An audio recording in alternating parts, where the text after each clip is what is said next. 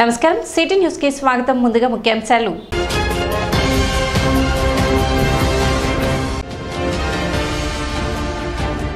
వైభవంగా ముగిసిన శ్రీ పంచముఖ ఆంజనేయ స్వామి దేవస్థానం వార్షిక పవిత్రోత్సవాలు.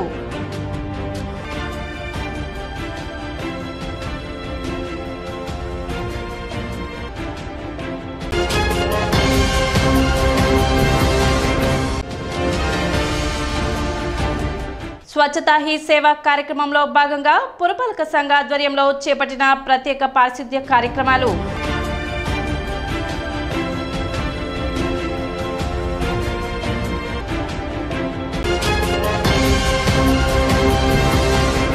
కేంద్ర ప్రభుత్వ ఆదేశాల మేరకు తెనాలి పట్టణంలో నిర్వహిస్తున్న స్వచ్ఛతా హీ సేవ 2024 కార్యక్రమంలో అందరూ పాల్గొని విజయవంతం చేయాలని మున్సిపల్ చైర్పర్సన్ తాడిపైన రాధిక పిలుపునిచ్చారు. రెండవ రోజు పట్టణంలోని 1, 7, 21 వార్డుల్లో స్వచ్ఛతా హీ సేవ కార్యక్రమం నిర్వహించారు. చైర్పర్సన్ తాడిపైన రాధిక ఆధ్వర్యంలో ఆయా వార్డుల నందు పారిశుద్ధ్య కార్యక్రమాలు చేపట్టారు. కాలువల్లో ఫాగింగ్, స్పేయింగ్ వంటి చేయించడం, నీటి నిల్వలు లేకుండా చర్యలు తీసుకుంటున్నట్లు చైర్పర్సన్ తాడిపైన రాధిక తెలిపారు. ప్రజలందరూ భాగస్వాములు కావాలని కోరారు. కార్యక్రమంలో పలువురు కౌన్సిలర్లు, పురపాలక సంఘ అధికారులు పాల్గొన్నారు.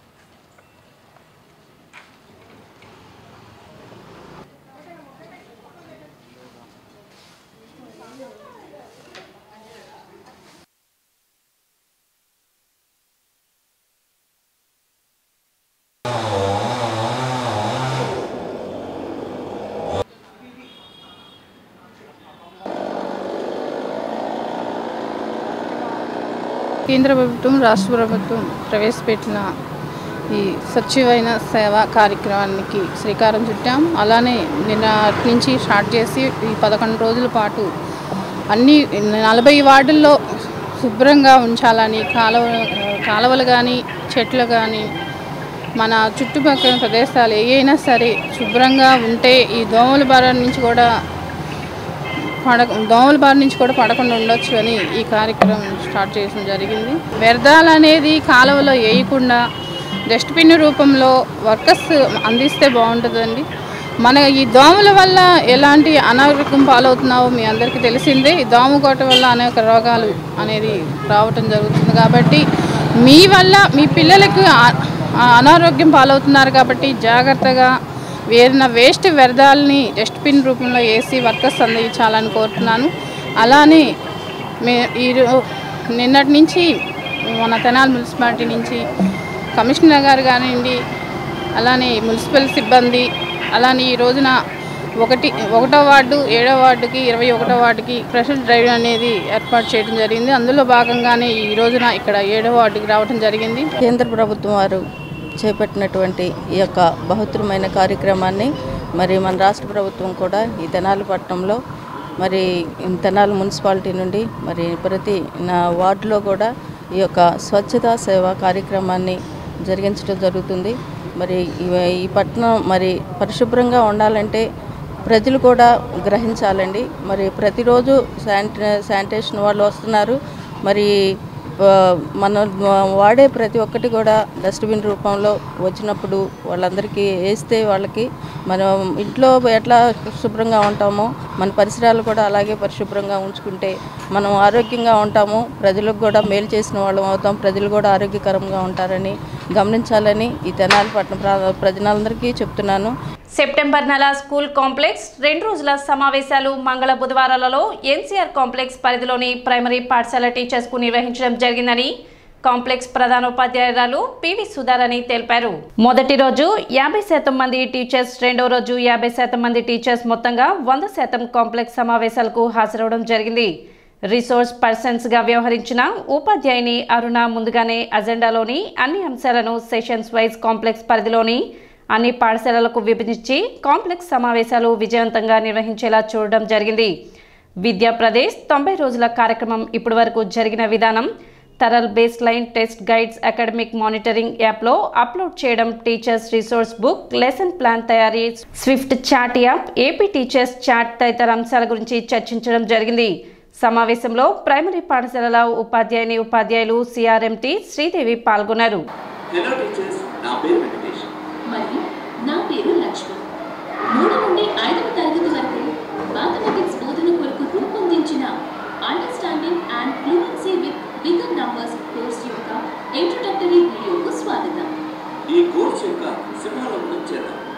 ఈ కోర్సు 2 మాడ్యూల్స్ గా విభజించబడింది. మాడ్యూల్ 1 నెంబర్స్ మరియు ఆపరేషన్స్ బోధించడం 3 యూనిట్స్ ఉన్నాయి. ప్లేస్ వాల్యూ, ఎడిషన్ మరియు సబ్ట్రాక్షన్ మరియు multiplication division. Module 2 fractional numbers బోధించడంలో 2 యూనిట్స్ ఉన్నాయి. అవి ఫ్రాక్షన్స్ మరియు డిస్టెన్స్. మన ఎన్సీఆర్ఎన్ఎం హై స్కూల్లో కాంప్లెక్స్ మీటింగు 2వ స్పెల్ జరుగుతుందండి. మరి ఈ నిన్నటి దినమున complex meeting second grade teachers అందరికీ ఒకటో స్పెల్ జరిపించడం జరిగింది. ఈరోజు 2వ స్పెల్ జరుగుతుంది. దీనిలో ముఖ్యంగా టీచర్స్ అందరూ ఒక చోట చేరి వాళ్ళ ఎక్స్పీరియన్సెస్ షేర్ చేసుకోవటం జరుగుతుంది.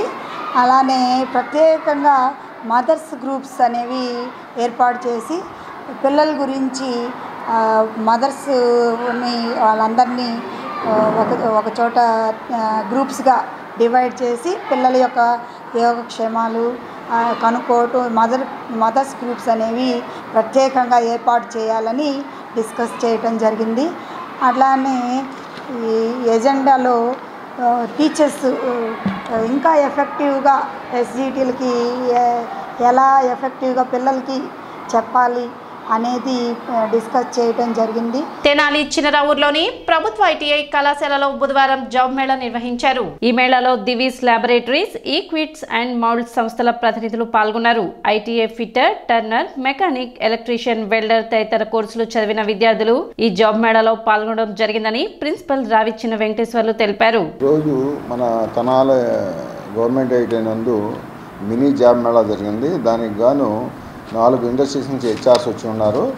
దాంట్లో డివిస్ హైదరాబాదు, అదేవిధంగా ప్రైమరీ ఇంజనీరింగ్ అంటే సోలార్ టెక్నీషియన్ ఏదైతే ఉందో దానికి సంబంధించిన ప్రైమరీ వాళ్ళు వచ్చి ఉన్నారు.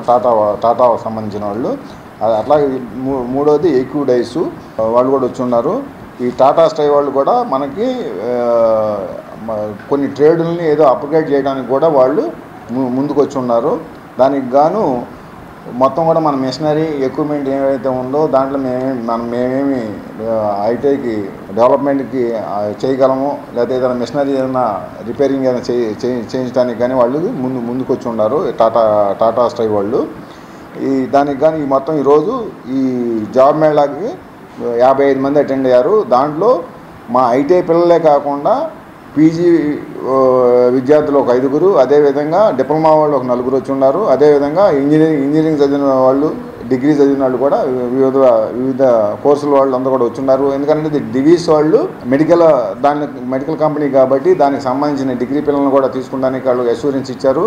వచ్చిన 55 మెంబర్స్ మొత్తం అందరిని కూడా వాళ్ళు ఇంటర్వ్యూ చేసుకుని వాళ్ళని సెలెక్ట్ చేసుకోవడం కూడా జరగడం జరిగింది. ఇప్పుడు ఒక చిన్న విరామం.